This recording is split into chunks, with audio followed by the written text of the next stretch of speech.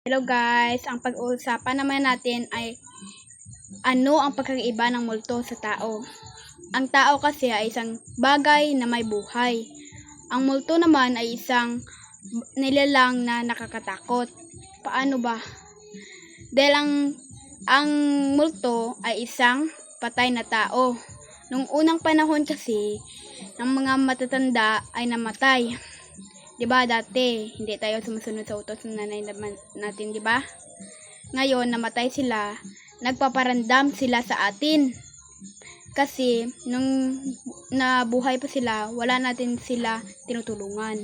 Kung mabait man kayo, hindi man kayo anuhin ng multo, 'di ba? Kasi ang mga multo ay isang kaluluwa ng mga taong namatay. 'Yun ang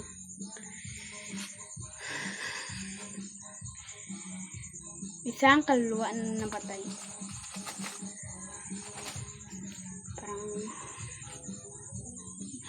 Parang nasa ibaba. Nag-uusap kasi ako ng ganito Malapit lang kasi libingan dito. Hindi ko alam sa nag-uusap. Sige. Ang multo ay isang nilalang na parang may nakikilabot talaga dito Dito muna tayo sa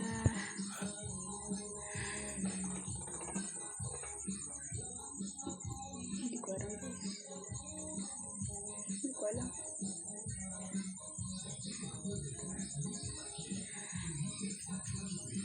Ang tao kasi ay isang bagay na may buhay.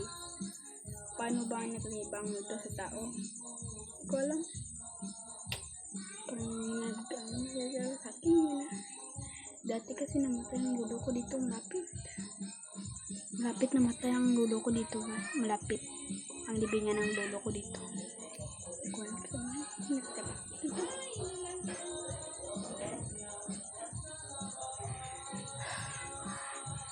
Sige, ipatuloy natin. Ang multo kasi ay isang nilalang namatay na tao. Siya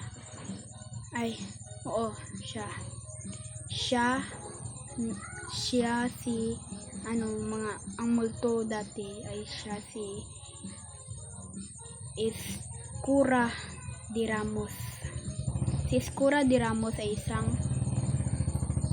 matanda dati na namatay dahil sa digmaan. Kasi nung doon sa Malacanang sa Maynila, si Corazon Aquino, kasi yun ang kanilang movie, pero ang totoo si Escura de Ramos ang multo doon, kaya maraming tao na nakakatakot doon ba, parang ayaw nilang pupunta doon sa Malacanang. Kasi nakapunta kami doon sa Maynila,